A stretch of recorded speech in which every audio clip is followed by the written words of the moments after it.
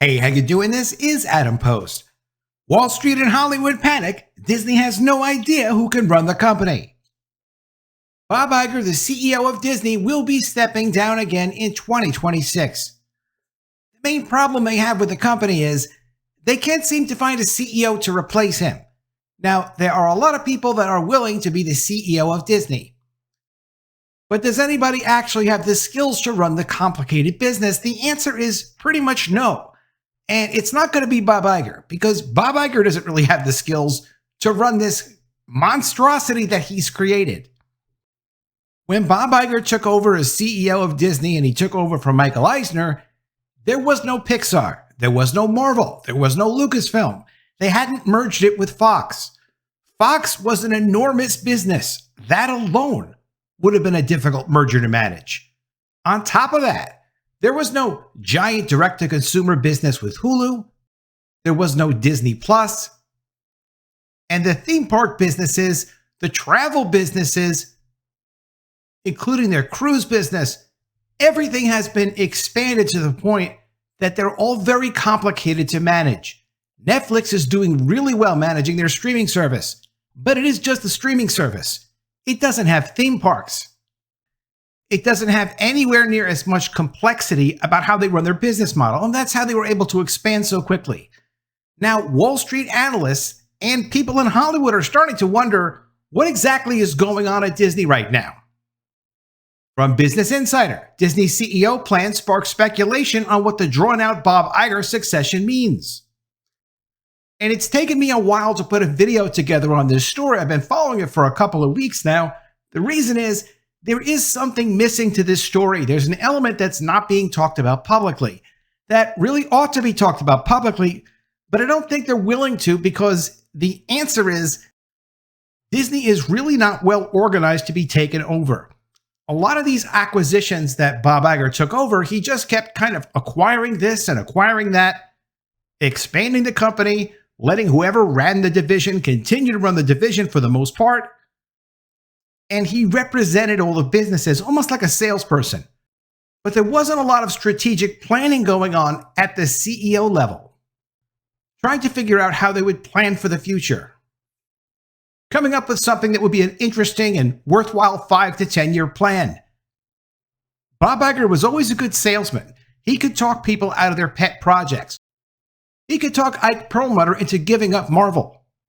He could talk George Lucas into giving up Star Wars. He even talked Steve Jobs into giving up Pixar. That was no easy task, but now that Disney is this gigantic collection of businesses, and each one of them are complex to run, and each one of them have their own economics problems and issues and opportunities, who could possibly run all of that? So Bob Iger did wisely bring in this guy, James Gorman, because the number one thing that Bob Iger doesn't want to have ruined is his reputation and his legacy at Disney. I know we look at things like this and say, well, what do you care so much about your legacy? You've made all of this money. You have more than enough money for the rest of your life and for several lifetimes. Why do you care what people think of you and what you did at Disney? Well, people do think that way, and once you have a big reputation, you don't want to lose it. And Bob Iger pretty much ruined his reputation and almost completely ruined his legacy when he picked Bob Chapek to take over for him at Disney. Bob Chapek was a very effective executive before he became CEO of Disney. But that didn't work out once he was CEO of Disney. Yes, Bob Iger did undermine Bob Chapek when Bob Chapek took over Disney and made it difficult for Bob Chapek to operate. But look, just to be completely direct about this, Bob Chapek should never have been the face of Disney. He should never have been the CEO of Disney. It ought to have been obvious. He didn't have the vision, the salesmanship, the ability to inspire people. He didn't understand about relationships between the heads of the studios and the other business units that they ran. The fact that Bob Iger picked Bob Chapek in the first place really is inexplicable, which is why this guy, James Gorman, comes in. He will become the chairman of the board of Disney, and he will take on the responsibility for picking the next CEO of Disney and figuring out how the management structure is going to work. Bob Iger can't do that. Bob Iger couldn't even stay at Disney and run it effectively as a CEO anymore. It's too complicated, but at least James Gorman will take on the reputational risk of putting in a new CEO. And that means, as far as Bob Iger is concerned, there is no risk to Bob Iger's reputation or his legacy once this process is completed. It won't be Bob Iger who picks his next CEO. This article from The Wrap covers James Gorman really well, and this is inside information in terms of how the process is going to be approached. I'll also give you additional insight on it, and I've seen people write about this subject and talk about this subject, but they don't really go into what James Gorman is all about, what his history is, and how he's approaching this and what he's going to do. This is what James Gorman is actually going to do. James Gorman draws on succession experience to replace Disney's Bob Iger. The Australian Wall Street veteran previously helped Disney defeat Nelson Peltz's proxy challenge. I don't like that. I wish Nelson Peltz had been successful, but James Gorman does have management experience, is very well respected, and will understand a process where there will not be someone else picked as a CEO who embarrasses the company. James Gorman is executive chairman of Morgan Stanley. Previously, Mr. Gorman served as Morgan Stanley's chief executive officer from 2010 to 2023 and chairman from 2012 to 2023. Very well respected in finance, very well respected in industry. People know this guy, they know what he's capable of doing, and he can pick a decent successor to Bob Iger, but they will probably change the structure of how the business is managed on top of that. The next CEO is not going to have the same authority that Bob Iger did. James Gorman is set to conclude his 18-year run at Morgan Stanley at the end of December 2024, which has included finding his own successor at the bank. But he's already getting serious about his next challenge, finding Bob Iger's successor at Disney. Gorman, who joined Disney's board earlier this year and serves as succession planning committee chair, will take over as board chairman on January 2nd, 2025, succeeding former Nike CEO Mark Parker. He has set early 2026 as the time frame for when the highly anticipated Iger successor will be named, which he says allows ample time for a successful transition before the Disney CEO's contract expires at the end of 2026. And that's when Bob Iger is expected to leave. While the early 2026 timeframe doesn't give Wall Street or Hollywood much clarity, analysts and corporate governance experts express confidence that Disney's succession decisions are in strong hands based on Gorman's track record with his own transition and his ability to bring independence and objectivity to the search process. Quote, his relationship with Disney and membership on the board is relatively very new, which could lead to less preconceived ideas or favorites, according to a Morningstar analyst. Gorman's appointment was key to helping Disney defeat Nelson Peltz in its proxy fight earlier this year and quelling concerns about succession. Quote, he certainly has supported Iger's position and suggests that he would act independently, and I think people believed him, and that's why ultimately they supported Disney's slate. According to Charles Elson, founding director of University of Delaware's Weinberg Center for Corporate Governance, who told this to The Wrap. Iger, Gorman, and the rest of the board of directors are facing heightened pressure to make the right decision after the disastrous and short-lived tenure of Bob Chapek. They will have to find a chief executive that is not only prepared to uphold Disney's reputation of creative excellence, but equipped to navigate the real-time evolution of new technologies picking up steam in Hollywood, in particular generative AI. Disney is doing something smart with generative AI. They created a separate unit to focus on that and put a head of that unit in charge. That makes sense because then their efforts are going to be completely focused and they can figure out like, well, how does this work for our different business units? It also allows them to not embarrass themselves and make mistakes because they can be very careful about not offending people with whatever it is that they're doing with AI if it's all focused in this one unit and then it spreads out to the other units. I am impressed with how they organize this. Quote, Disney is in a challenging situation, and having a leader that certainly understands entertainment and all different businesses of Disney is important, according to CFRA Research Director Ken Leon, who also said, Gorman may also look for someone that can also see things clearly at 100,000 feet. You need someone who can be strategic and look at the overall enterprise.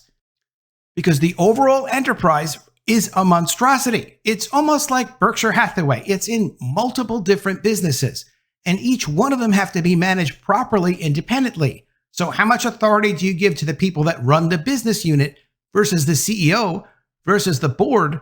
How do you work all these things together in one piece? It's incredibly complicated.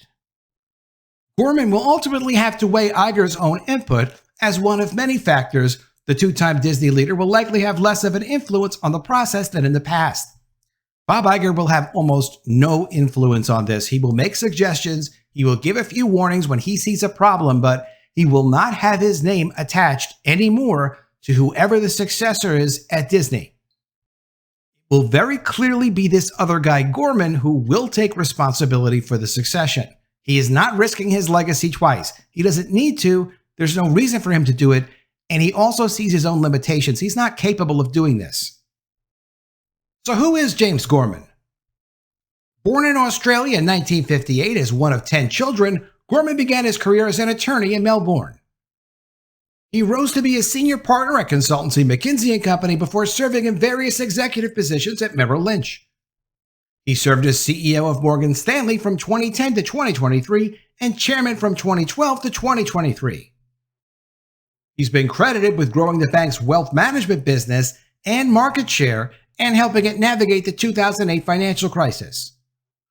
Gorman also serves as a director on the Council of Foreign Relations, so he's an international figure and probably a globalist. Is chair of the Columbia Business School's Board of Overseers and is a member of the Financial Services Forum, Business Council, and the Business Roundtable. He's also previously served as a director of the Federal Reserve Bank of New York. Well, when you get to be a director of a Federal Reserve Bank, especially in New York, yep, you're pretty well plugged into the finance industry. Quote, I like solving problems. I'm not interested in joining boards so I can attend board meetings and get paid for it. And he said that in a 2023 interview on the In Good Company podcast. He went on to say, quote, it's not about status or finance. It's more about give me a problem in a different industry I can work on.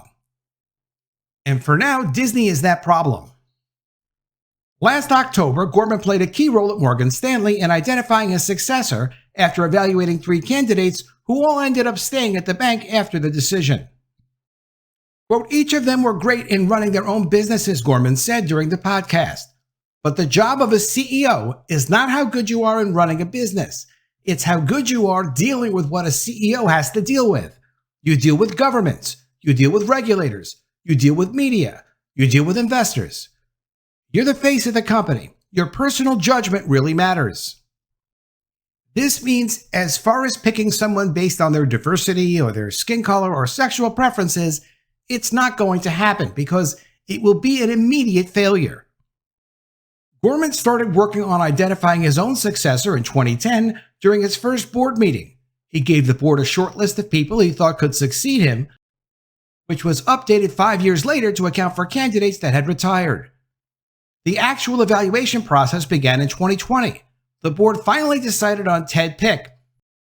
That was in 2010 when he started identifying people who could replace him, and then 2020 when it was actually completed. But we tested them and we gave Ted and one of the others strategy to run. According to Gorman, he went on to say, we gave Ted all of global technology to run. We took them to forums and situations and put them on TV and showed them what the job of a CEO is really like, and saw how they move towards the flame. Some people retreat from the flame or the fight, and some people move towards it. After deciding on Pick, Gorman recommended the board award all 3 CEO candidates $20 million to show they were a team at the top of the company. That's a good solution because if you have all of these people who are already running different parts of the company and one gets chosen and the others don't get chosen, you don't want them to feel bad and leave the company. It would affect a lot more than $20 million in lost business for a big company. That said, yes, $20 million to not get a CEO job is a heck of a lot of money. Under Gorman's leadership thus far, the Disney Succession Planning Committee has met 6 times in 2024 as it evaluates candidates both inside and outside the entertainment company. The four internal names under consideration are Disney Entertainment co-chairs Dana Walden and Alan Bergman, ESPN chairman Jimmy Pitaro, and Parks and Experiences chief Josh D'Amaro. Stefano Bonini, an associate business professor at Stevens Institute of Technology, believes it's unlikely that an outsider would be handed the CEO job given the intricacies and complexities of Disney's businesses. Quote, "It would be extremely hard to pull off the changes in the management of the complex problems that they have," he told The Wrap. "It's really a balanced type of skill set, but I think that the most important one is knowledge of the company at this point. There's no one that could understand and effectively manage all of these different divisions. It's too many different divisions." Can you even begin to imagine the issues that the streaming businesses have compared to the issues at the parks or the cruise lines or the licensing businesses? It's inconceivable. It is unbelievably complicated now. And I'm not saying that it is a bad thing that they're complicated. It's just a fact that they are complicated. And they need management who are in charge of each of these business units at every level being effective. Capital allocation, like how are they going to invest corporate funds, in what businesses should they increase, and what businesses should they decrease, what new areas should they go into. Each of these things are very complicated issues. And that kind of strategic planning even goes beyond day-to-day management. Disney's next CEO will need to be able to balance business and creative acumen with navigating the political and regulatory landscape, a skill set that's difficult to find in a single person, according to Needham analyst Laura Martin. She was puzzled by the early 2026 timeline, arguing that a decision needs to be made sooner rather than later. And she's someone who really did get me thinking about this. Here's what she said. Quote, "The timeline of this board is completely out of step with the rapid technological changes impacting the media business. You should get a new CEO now, when generative AI is only 12 months old, not 18 months from now." And the reason they're not picking somebody right now is because no one can manage this right now, even including Bob Iger. Of course, she's right. I mean, how are they going to let this generative AI issue get so far down the road and not even have a CEO who's active on it? But even if they did have a CEO who's active on generative AI, that's not the beginning and end of all of Disney's businesses, although it could touch almost all of Disney's businesses. For example, Amazon is adding AI-generated recaps to Prime Video offerings. The feature is available for original series produced by Amazon MGM Studios. Prime is adding AI-generated recaps for some of its original series, pitching it as a way for viewers to get back into a show they haven't seen for a while, whether by choice or because of a long hiatus between seasons, or just to refresh their memories. This is the level of complexity of just even dealing with the AI issue. And here's Gorman's advice for CEOs. This is the way he thinks CEOs should be operating. Gorman is no stranger to helping other CEOs, noting during the podcast interview that he always calls CEOs within a month or two of getting their job as a way of introducing himself and to offer advice. Quote, "Most CEOs are insecure overachievers, and they don't want to admit to the fact that maybe they're not as smart as people think they're going to be, or maybe they don't know everything that people think they should know. So they feel compelled to be constantly wise from day one," he said. "It's ridiculous. There's a lot you don't know." His advice for CEOs is to have a clear and consistent vision for success. Quote, "You can't have strategic paths without knowing what the end state is you're trying to achieve," he said. So the goal at the end, if you don't know what the goal is, if you can't picture the goal, explain the goal, inspire people to achieve the goal, the people you're trying to work with, your customers, everyone, the industry, then you can't succeed. He went on to say, quote, "Sometimes you're opportunistic. Do you buy this company or sell this division? Sometimes you're driven by whether the markets are cooperative or they're not cooperative. Meaning, are they willing to pay a good price for what it is that you want to sell? Sometimes you're driven by the talent you have around you. So there are many different pathways, but the heart of establishing a strategy is understanding what it is you're trying to arrive at." Gorman added that you have to be comfortable owning decisions and dealing with the consequences. Quote, "You have to accept that if you're going to make a lot of decisions, you'll get some wrong. So I embrace failure. I say, quote, well, of course, we got those wrong. We had to get something wrong. We've done 100 things, he said. It's part of moving a complicated organization forward. Disney still does not know who could take over for Bob Iger. Analysts are wondering, why is it taking so long to replace Bob Iger as CEO? The creative community in Hollywood, even if they don't do any business directly with Disney at all, indirectly they're involved with Disney because they're in the same industry and Disney is enormously in the entertainment industry. What happens at Disney does affect other companies. Bob Iger, as CEO of Disney, has grown Disney to the point where it really is unmanageable the same way it would have been before he got there. Now that Disney controls all of these intellectual properties, all of these production studios, all of this distribution between their cable channels, their linear channels, their streaming services, everything they're doing in movie theaters, they are a huge, huge impact on the entertainment industry. What we haven't heard from Disney is, why exactly do you have a problem replacing the CEO? But now we have a better idea of why it is. It's because they have such a big business. It's so enormous. They have to come up with a whole new strategy of how they're going to possibly manage it.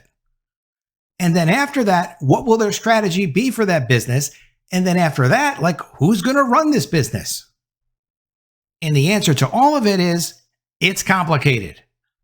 Let me know what you think of all this in the comments below. Always love to see your ideas. Please be sure you are subscribed to the channel. Click the bell for notifications. Give me a thumbs up, and I'll see you again soon with another story. And if I don't see you, I will miss you.